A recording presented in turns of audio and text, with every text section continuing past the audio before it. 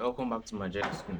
So today we'll be talking about fatty acid synthase, which is a biosynthetic pathway. Now, this biosynthetic pathway is actually an endogenic pathway, which means it requires energy, in form of ATP for this reaction to take place, or for this series of reactions to take place. So now, this reaction or this synthesis of fatty acid, the rate limiting step is the synthesis of malonyl CoA. Now malonyl CoA is synthesized from acetyl CoA with the enzyme, or upon the reaction of the enzyme acetyl CoA carboxylase. Now the synthesis of this fatty acid requires some substance, or it requires some compound, such as it requires NADPH, which is the source of reducing equivalent. It also requires biotin. It also requires ATP, because I said it's an endogenic process. So here, the first stage or the rate limiting step is synthesis of malonyl CoA from acetyl CoA. So here, the enzyme acetyl CoA carboxylase with its coenzyme biotin undergoes a reaction where there's carboxylation. Where there's carboxylation of biotin. Now, this carboxylation is the addition of a CO2 group. Now, the donor of this CO2 group is bicarbonate. Bicarbonate is the donor of this CO2 group. So now it's donated to this biotin in the first. This acetyl CoA carboxylase reaction is a two-step reaction. Now, the first reaction involves carboxylation of biotin with the help of ATP and bicarbonate. Now this carboxylate that have been transferred to biotin is then transferred to acetyl CoA to form malonyl CoA. And then the process is recycled again, and then the enzyme with its cofactor biotin is carboxylated again, gets a CO2, and then transfers the CO2 again to acetyl CoA to form malonyl CoA. And then this is the rate limiting step. Now this malonyl CoA group and the acetyl group is activated by a TOS star that links to the fatty acid synthase. Now, the synthesis of this fatty acid after malonyl CoA has been formed is catalyzed by a multi-enzyme system composed of four different enzymes that catalyzes a sequence of reaction to form butyryl CoA in the first cycle.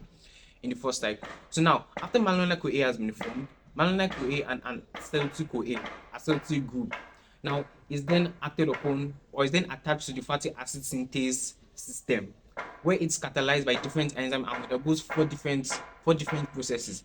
The first one is condensation, the second one reduction, then dehydration, then reduction again. Now, at the end of the first cycle, butyryl CoA is formed. Now, this butyryl CoA is reacted again with malonyl CoA, a condensation reaction again, to form another product which enters that same cycle, and then it undergoes reduction. After that reduction, dehydration, and then under reduction, and then now a 6-carbon product is formed. Now this is the second cycle. After the second cycle, a 6-carbon product is formed. Now two carbon comes again from malonyl CoA and goes through the cycle, and then at the end of the third cycle, an 8-carbon compound is formed. It goes on and on for 7 cycles till palmitate is formed, which is a 16-carbon fatty acid,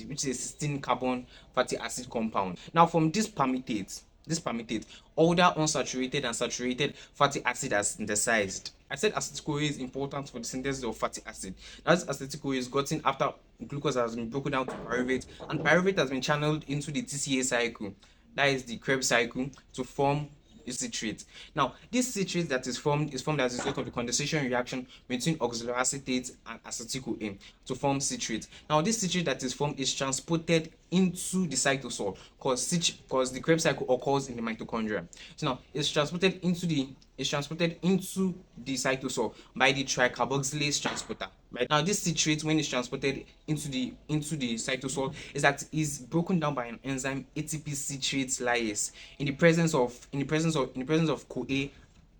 of CoA, just CoA, not acetyl CoA, in the presence of CoA and ATP to form oxaloacetate and acetyl CoA. Now, this acetyl CoA goes on to be carboxylated by the acetyl CoA carboxylase reaction to form malonyl CoA, which then goes on to form the fatty acid. Now, the activity of this enzyme, the ATP citrate lyase, is increased in the well-fed state. Now, in the well-fed state, where enough glucose has been taken into the body, and then more pyruvate has been formed and then channeled and this pyruvate is used to form acetyl CoA, and the acetyl CoA is channeled into the TCA cycle. Now this acetyl CoA in the TCA cycle now forms this citrate. Now when there's enough glucose in the body, part of this glucose that has been taken into the body is then transformed or changed into fatty acid, and then turned into TAG, which is trialkylglycerol, which is the storage form of this fatty acid, and then glucose is then converted to be stored as fatty acid in the body. Now the NADPH I talked about is the donor reducing equivalent that is needed in the reduction reaction in the first stage, or in the first stage process, where it's the condensation, the reduction, the dehydration, and then the reduction. So here in one cycle, 2 NADPH is used. Now this NADPH is gotten from the pentose phosphate pathway.